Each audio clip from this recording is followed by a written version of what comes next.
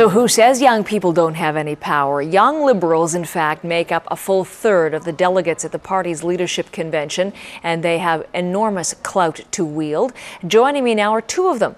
Coco Lefoka, who is the National Youth Director for Gerard Kennedy. Morning, Coco. Morning. And Denise Brunsdon, who's National Youth Director for Dion. Denise, good morning to you. Hi there. And great T-shirt. I like it. Tell me Thanks, a little bit. A hot commodity. I'll do a couple of quick questions about why you're supporting the candidates you are. Denise, let me start with you. Why Dion? Why Stefan? Well, I think Stefan having more cabinet experience than all the other candidates combined is a huge asset.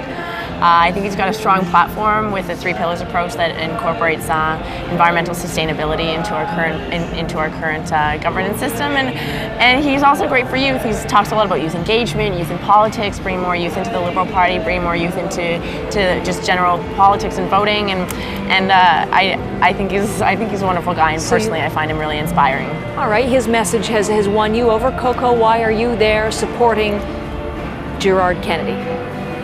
I think Gerard's got a great vision for this country. I think Gerard has accomplished tremendous things personally in what he did in Ontario, not only as the Education Ministry and as well as the Toronto Food Bank. And he's demonstrated in this campaign a great ability to inspire young people to get involved in the political process and to inspire Liberals. And I think that's something that he can generate across the country. If we're going to take on Stephen Harper in the next election, I have a great confidence that Gerard's the best person in this race to do that. Do it effectively, do it capably, and do things that are going to take this country in a great direction. And I'm very excited that we've got a great weekend ahead of us, and we're feeling good, we're looking good. You're looking amazing, and I can see feeling good too. Now listen, we're talking about, I know you're there obviously endorsing your candidates, you're hoping that they're going to get through to the very last ballot and be the very last name, of course, but everyone is saying that this is really too close to call. So what I'm wondering is, when we talk about the horse trading going on in the wooing and courting of delegates, Denise, has anyone tell me what it's like to be in the vibe as a youth delegate there. Are there people approaching you, trying to woo you for subsequent ballots, or what's happening?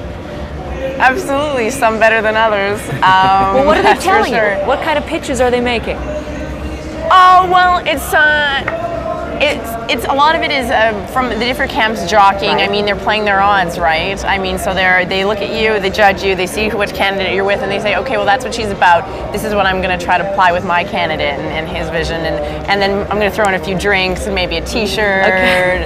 And that's how it works. There's a huge schmooze factor to it, no question. But I think that at the end of the day, the difference between us and the other camps is that they're running a significant anything but campaign, anything but Iggy, anything but Ray, and we're just, as Denise is, trying to run everybody for something, everybody for Stefan. Okay, Coco, are you doing are you the smoothie, or are you the schmoozer? What's happening for you? We're the magnetic candidate. We're just attracting love from every camp. I mean, if you look at where we were 6 months ago, if you look at where we were being talked about in the media a few weeks ago, I think Gerard's got a lot of buzz. I think the tremendous leadership and integrity he showed this week on Canadian nationhood has definitely gotten Liberals to pay attention to what he's got to offer. And so I think he's going to surprise a lot of people this weekend. And he certainly, there's a lot of people who are starting to come up to us and starting to say, you know, we didn't really have or know that much about this guy a few months ago, but we're looking at what he has to say and we're taking him very seriously, and we're liking what he has to offer for the party. Okay, quick question to each of you at the end. Sorry, running out of time, but Denise, what do you want to hear in the speech tonight, and how much will that influence your ultimate decision? Well, I think all the speeches will be fantastic. I'm just hoping to hear people. What I want to communicate is a lot of it is jockeying for who can beat Stephen Harper, and that's fantastic. I think a lot of the candidates are incredibly talented. I personally think mine's going to have the greatest chance of being Stephen Harper. But what I really want to hear is, as Liberals, as people who buy memberships, as people who go out of our way to identify as a particular party, I want to know how committed they are to our party, what their vision for the Liberal Party is, and then how that can be applied to Canada. So I'm really excited to hear Stefan. I think he's going to do a good job. Okay. But I've also heard him talk about $1.5 billion times, so I wouldn't be surprised if I've heard a few of the jokes before. Okay, last word to you, Coco. Obviously, Denise has mentioned the whole factor of winnability. I don't know if that's what you're listening for tonight. What are you listening for? And you know, as I said, how much is that going to determine your ultimate decision? Well, I think in order to inspire a country, you have to be able to inspire 5,000 Liberals to believe in you and to be able to go back to their ridings and hit the ground running and recruit people and recruit volunteers and give to the party and recruit candidates. And I just to reiterate what Denise had to say, I'm excited about the speeches. This is what political conventions are all about. It's about Liberals coming together and being inspired by Liberals.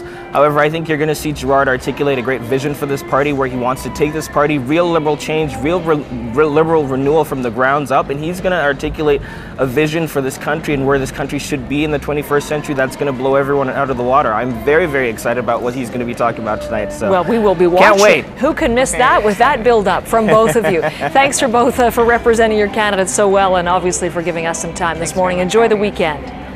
Thank you.